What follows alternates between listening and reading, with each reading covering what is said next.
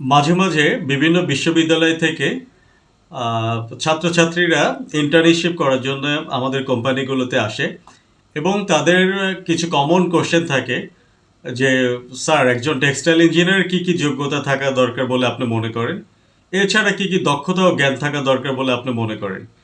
তো আমি অধিকাংশ ক্ষেত্রেই ওদেরকে খুবই পজিটিভ অ্যান্সার দিই যাতে ওরা কখনো হতাশ না হয়ে যায় এবং মন খারাপ না করে। আমি ওদেরকে অনেক বেশি মোটিভেট করি যে তোমরা এই কাজ করলে ভালো কিছু করতে পারবা। তো অ্যাকচুয়ালি হচ্ছে সত্যিকার যে ফ্যাক্টটা সেটা আমি আজকে আপনাদের সামনে আলোচনা করব, কারণ আমি জানি যে আমারকে অনেক টেক্সটাইল ইঞ্জিনিয়ার ছোট ভাই ব্রাদার এরা ফলো করে। সো আমাকে যেহেতু এই কোশ্চেনে বারবার অ্যান্সার দিতে হয়, তা আমি চিন্তা করে আজকে দেখলাম যে এটা ওদের জানা দরকার। তো আমার কাছে যে বিষয়টা মনে হয় আর কি যোগ্যতা বলি, যে অবশ্যই আমরা সার্কুলারে দেখি যে যে কোনো স্বীকৃত বিশ্ববিদ্যালয় থেকে টেক্সটাইল ইঞ্জিনিয়ারিংয়ে ব্যাচেলর ডিগ্রি থাকতে হবে আর কি। হ্যাঁ, তো এটা তো কমন কথা। আসলে টেক্সটাইল ইঞ্জিনিয়ার হইতে হলে তো টেক্সটাইলে গ্রাজুয়েট হইতেই হবে। কিন্তু আমার কাছে সবচেয়ে বড় যে যোগ্যতা মনে হয় সেটা হচ্ছে যে ফিজিক্যালি ফিট থাকতে হবে একজন টেক্সটাইল ইঞ্জিনিয়ারকে। তারপর হচ্ছে মেন্টালি প্রিপেয়ার থাকতে হবে যে আমি অনেক বেশি কষ্ট সহিষ্ণু, আমি অনেক কষ্ট করে খুব মন দিয়ে হার্ডওয়ার্ক করে আমি কারখানায় কাজ করব। হ্যাঁ, এটা সব টেক্সটাইল ইঞ্জিনিয়ারদের মাথায় থাকতে হবে যে যে কোনো প্রকার চ্যালেঞ্জ আমি মোকাবেলা করতে পারবো। সো আমি টেক্সটাইল ইঞ্জিনিয়ার যারা গ্রাজুয়েট, ফ্রেশ গ্রাজুয়েট কিংবা যারা পড়তে চান, টেক্সটাইল ইঞ্জিনিয়ারিং পড়তে হলে আপনাদেরকে অবশ্যই ফিজিক্যালি ফিট থাকতে হবে। যে অনেক সময় দেখা যায় আমরা যখন ইন্টার্নশিপ করাই তখন যখন স্টুডেন্টদেরকে বিভিন্ন বিষয়ে কাজ দিই, একটা টিমে দেখা গেল 2-3 জন খুবই মন দিয়ে অনেক বেশি হার্ডওয়ার্ক করছে এবং 2-1 জন কি করছে অনেক মানে অল্পতেই হতাশ হয়ে যাচ্ছে, স্যার আগে জানলে আমরা এটা পড়তাম না। হ্যাঁ, এত হার্ডওয়ার্ক করতে হয় আমি জানতাম না।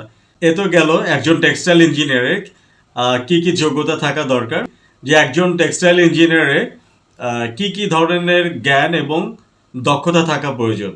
সো আমি প্রথমেই বলবো যে একজন টেক্সটাইল ইঞ্জিনিয়ারকে অবশ্যই টোটাল প্রসেস, ফ্যাব্রিক এবং গার্মেন্ট তৈরির যে প্রসেস, সেই প্রসেসগুলো সম্পর্কে সম্যক ধারণা থাকতে হবে। কটন থেকে স্পিনিং প্রসেসের মাধ্যমে কিভাবে ইয়ার্ন তৈরি হয়, ওই ইয়ার্ন আবার নিটিং মেশিনের দ্বারা কিভাবে ফ্যাব্রিক তৈরি করা হয়, এই যে প্রসেস এটা জানতে হবে এবং নিটিং মেশিন সম্পর্কেও ধারণা থাকতে হবে এবং কি কি জাতীয় ফ্যাব্রিক একটা টেক্সটাইল কিংবা গার্মেন্ট কোম্পানিতে তৈরি হয় এই বিষয়ে সম্যক ধারণা থাকতে হবে। এইসব ফ্যাব্রিকের সম্পর্কে টেকনিক্যাল নলেজ ক্লিয়ার থাকতে হবে এবং টেকনিক্যাল লিমিটেশনগুলো কি কি এটা সম্পর্কে ধারণা থাকতে হবে। এরপরে এই যে গ্রে ফ্যাব্রিক কিভাবে ডাইং মেশিনে তুলে ডাইং করা হয়, সেখানে কেমিক্যাল এবং ডাইজের প্রপার্টিগুলো জানতে হবে, কোন প্রসেস দ্বারা এসব কেমিক্যাল এবং ডাইজ ইউজ করে ফ্যাব্রিক ডাইং করা হবে এবং সেই ফ্যাব্রিক কিভাবে ফিনিশিংয়ে ফিনিশ করে ইউজেবল করে তোলা হবে। এই সকল মেশিন সম্পর্কে যেরকম টোটালটা ধারণা থাকতে হবে, তেমনি এই ফ্যাব্রিক সুন্দর করে কোয়ালিটি ইনশিওর করে বায়ারের রিকোয়ারমেন্ট অনুযায়ী অন টাইমে গার্মেন্টে ডেলিভারি করতে হবে। কারণ মনে রাখবেন যে টেক্সটাইল এবং গার্মেন্ট সেক্টরে যে বিষয়টা আপনাদের অবশ্যই বেশি মাথায় রাখতে হবে, এখানে পারফেক্ট প্ল্যানিংয়ের মাধ্যমে টোটাল কাজটা করা হয়।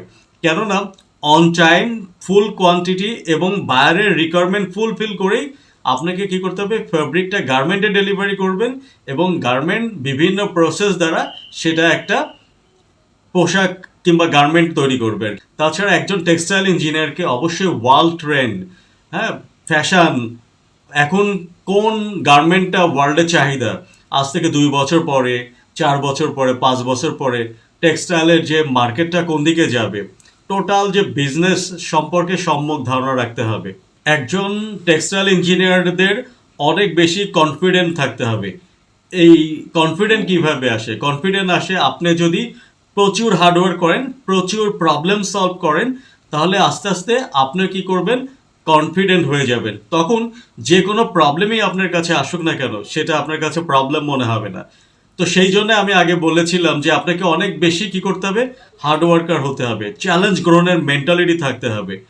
আর যখন আপনি একের পর এক প্রবলেম সলভ করবেন তখন বেশি আপনি আত্মবিশ্বাসী হয়ে উঠবেন। কারণ আপনাদেরকে অবশ্যই মনে রাখতে হবে টেক্সটাইল গার্মেন্টে প্রতিক্ষণ প্রতিনিয়ত বিভিন্ন প্রবলেমের মধ্য দিয়ে আমাদেরকে যেতে হয় এবং সেখানে আমাদেরকে অনেক বেশি রুট কজ অ্যানালাইসিস করে অনেক কনফিডেন্টের সাথে প্রবলেম সলভ করে ফ্যাব্রিক গার্মেন্টে এবং গার্মেন্ট মেকিং করে ডেলিভারি করা হয়। যেন আমাদের এটাও মাথায় রাখতে হয় যে কোনোভাবেই যেন এই গার্মেন্টের উপর কোনো কাস্টমার ক্লেম না আসে, কারণ তাহলে কাস্টমার ক্লেম আসলে তো ডিসকাউন্ট, আমাদের হিউজ লস, অর্ডার ক্যান্সেল করতে পারে বা স্টপ অর্ডার করতে পারে আর কি। হ্যাঁ, সেই জন্য এছাড়া কি করতে হবে, বিভিন্ন টেস্ট প্যারামিটার প্রসিডিওর এগুলো সম্পর্কে অনেক সম্যক ধারণা থাকতে হবে যে বায়ার কি কি টেস্ট ওকে থাকলে ডেলিভারি নিবে, সেই বিষয়টা আমাদের ধারণা থাকতে হবে। আমরা একটা অ্যানালাইসিস করেছিলাম যে কটন থেকে ইয়ার্ন তৈরি করে সেই ইয়ার্ন থেকে ফ্যাব্রিক গার্মেন্ট মেকিং করে একদম শিপ আউট করতে প্রায় 230 থেকে 35টা অপারেশন রয়েছে, যার একটা ব্যাঘাত ঘটলে আপনি অন টাইমে শিপমেন্ট করতে পারবেন না। এতে কি হতে পারে, আপনি ডিসকাউন্ট খেতে পারেন। সো এই সেক্টরটা অনেক বেশি রিস্কি, অনেক বেশি আমাদের টাইম সচেতন হতে হয়, আমাদের ওটিডি অন টাইম ডেলিভারি করতে হয়। টেক্সটাইল ইঞ্জিনিয়ারদের অবশ্যই ওয়ার্ল্ড সিভিলাইজেশন, ওয়ার্ল্ড কালচার এই বিষয়ে অনেক বেশি জ্ঞান থাকা প্রয়োজন বলে আমি মনে করি। কোন অঞ্চলের মানুষ কোন ড্রেস পছন্দ করে, কোন সময় কোন সিজনে তারা কোন ড্রেস পরতে পছন্দ করে, এই টোটাল বিষয়টা একজন টেক্সটাইল ইঞ্জিনিয়ারকে জানতে হয়।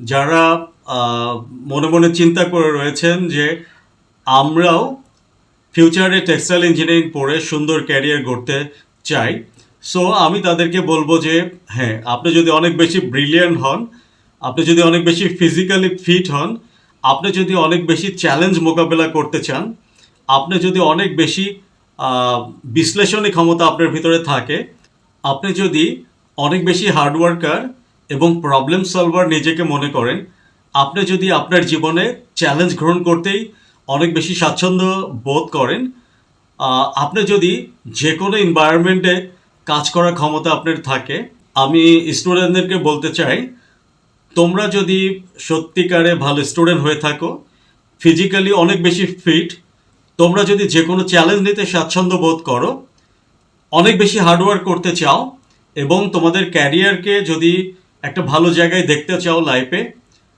তুমি যদি সত্যিকার প্রবলেম সলভার হয়ে থাকো, তাহলে তুমি এই চ্যালেঞ্জ গ্রহণ করো, তাহলেই তোমার জন্য টেক্সটাইল ইঞ্জিনিয়ারিং। আমি আমার সিনিয়র এবং জুনিয়র ভাইদেরকে আজকে আমি রিকোয়েস্ট করব, এই ভিডিওটা দেখার পরে আপনারা আপনাদের মতামত শেয়ার করবেন। এছাড়া আমি স্টুডেন্টদেরকে বলবো, যদি তোমরাও কিছু জানতে চাও তাহলে তোমরা কিন্তু কমেন্ট বক্সে লিখতে পারো, আমি এই বিষয়ে অবশ্যই তোমাদের সাথে কথা বলবো। মানে তোমরা আমাকে ফোন কল দিতে পারো। আমি আসলে এই ভিডিওগুলো কেন মেক করি, কারণ অনেক ছোট ভাই ব্রাদার তারা আমাকে ফোন করে বলে, দেখুন স্যার, আমি আপনার এই ভিডিওগুলো খুবই নিয়মিত শুনি, দেখুন আপনার এই ভিডিওগুলো শুনে আমার লাইফে এই চেঞ্জ হয়েছে, সো প্লিজ আপনি ভিডিও করা বন্ধ করেন না। সো এইসব কারণ চিন্তা করে আমি আসলে এই ভিডিওগুলো করা। তো সেই জন্য তোমাদের যে কোনো প্রয়োজনে আমাকে ফোন করবা, আমি তোমাদেরকে চেষ্টা করব হেল্প করার জন্য। Thank you.